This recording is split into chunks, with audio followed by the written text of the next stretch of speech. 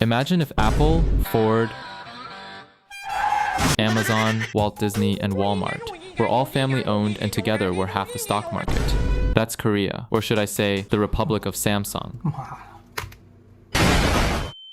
It's impossible not to hear about how Samsung owns South Korea. You get sick, and you get admitted to Samsung Medical Center, filing the claim through Samsung Life Insurance, and paying the hospital bill with a Samsung card. It sounds like a joke to outsiders, but this is the reality for those who live there. And it's not just about Samsung. Take the top 5 Korean conglomerates: Samsung, Hyundai, SK, LG, and Lotte. Add up their market value. You get roughly 76% of South Korea's entire stock market. Half the nation's economic weight rests on 5 families. The government that built this system is now completely dependent on it. It's so deeply engineered into daily life that most Koreans don't notice it the same way fish don't notice water. This is what a normal day looks like in Seoul. You wake up in an apartment built by Samsung C&T or Hyundai Engineering. In Seoul's major districts, those two companies constructed roughly 36% of all new housing in 2024. The building's security system, maintenance payments, and resident portal run on LG software. Your phone is almost certainly Samsung. They hold over 60% of the domestic market. You check your bank account through a Samsung or Shinhan app. If you have life insurance, it's highly likely that it's Samsung Life.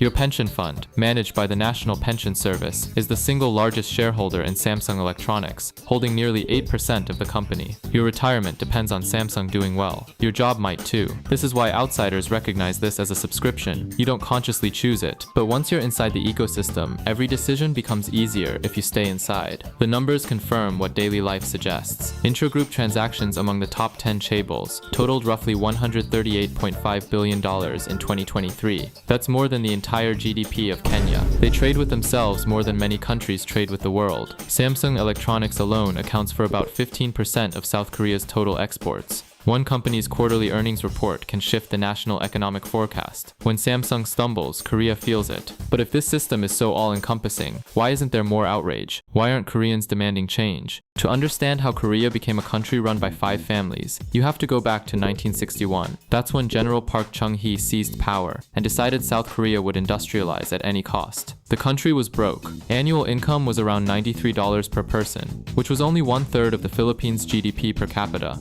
Basically, South Korea had no expertise and capital around this time. What Park did was pick winners. He selected a handful of family-owned trading companies and gave them everything: state-backed loans at below-market rates, export quotas, preferential access to foreign currency, and protection from foreign competition. The deal was simple. They should build what the state tells them to build and hit the export targets. Boom. Win-win in a way that the companies get rich and the people get the convenience they deserve. And so they started building, from steel to cars and then electronics as we reach the modern age. Hyundai was constructing ships before its workers knew how to swim in the early 1970s. The speed was astonishing because the hours were brutal and workers slept in factories. Families sacrificed so their children could sacrifice more efficiently. This is the miracle on the Han River. The story Koreans tell themselves about how a war-ruined nation became the world's 12th largest economy in a single generation. And it's true, the Chaebols did build modern Korea. But miracles come with fine print. The same concentration that enabled rapid growth also created dependency. The Chaebols became too big to fail, too interconnected to regulate, too essential to challenge. When the 1997 Asian financial crisis threatened to collapse the entire system, the government chose to bail out the largest Chaebols rather than let them fall. It was the rational choice. It was also the moment the power dynamic shifted. Before 1997, the state directed the Chaebols. After 1997, the Chaebols had leverage, which brings us to a question you might not want answered. Why do Koreans stay in this subscription?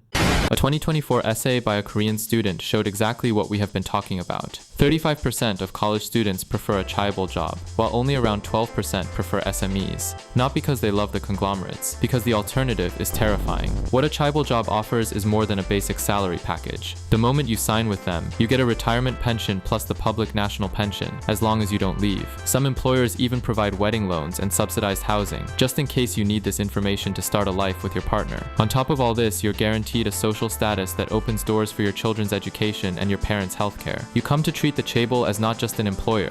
Now imagine leaving and consider all your options if your startup fails. Starting a small business will pay less and offer no stability. The social safety net outside the Chaebol ecosystem is thin. If you leave, you're unsubscribing to the system that handles retirement, healthcare, and family support. It's not as simple as changing jobs. Someone on a Korean subreddit put it bluntly and explained a popular saying in the country: if you're gonna work as a servant, do it at a rich man's house. values. This calculus runs through Korean society like rebar through concrete. The pressure to get into a good university exists because good universities lead to Chaebol jobs. The pressure to conform exists because the Chaebol system rewards conformity. The relentless work culture exists because everyone is competing for a limited number of spots inside the machine. Above all, there's a guaranteed future for you in Chaebols, or so society tells them. Some young Koreans have started calling this reality Hell Joseon, a reference to the old Korean dynasty reframed as a modern prison. The term captures a specific feeling, that no matter how hard you work, the game is rigged. The system will grind you down, and your only choices are to be ground down inside the Chaebol or outside it. Inside is at least comfortable. The status anxiety reinforces everything. Korean society is intensely conscious of hierarchy.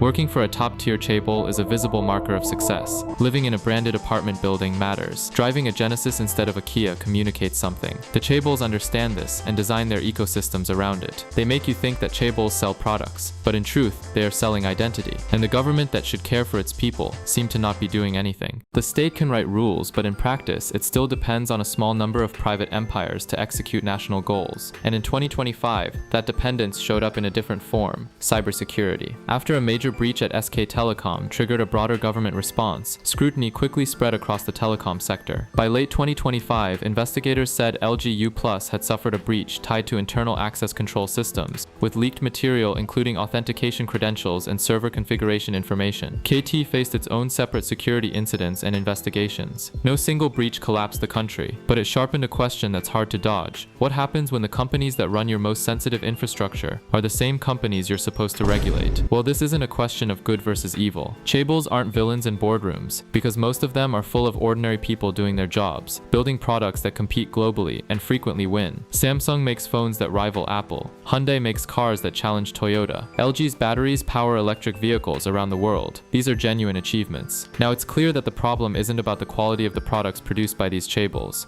What makes it problematic is that Koreans are left with no alternative.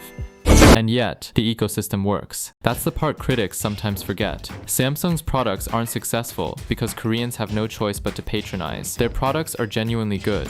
The vertical integration that makes the subscription feel claustrophobic also makes the product seamless. Your Samsung phone talks to your Samsung TV, which syncs with your Samsung appliances. Hey, is your refrigerator running? Yes, it is. Are your doors unlocked? What? Why? And the whole system runs on Samsung's SmartThings platform without friction. It just works. Hyundai and Kia went from punchlines in the 1990s to globally competitive automakers. LG is a long-running leader in OLED TVs by shipments per Omidia, and LG Display is a major player in large-area OLED panels. SK Hynix supplies memory chips to companies around the world. Sure, they were historically state-nurtured, but they also compete globally rather than merely coasting on a captive home market. Is it worth the trade-off? That depends on what you value. If you value choice and independence, the Chaebol system feels suffocating. If you value stability and functionality, the system delivers.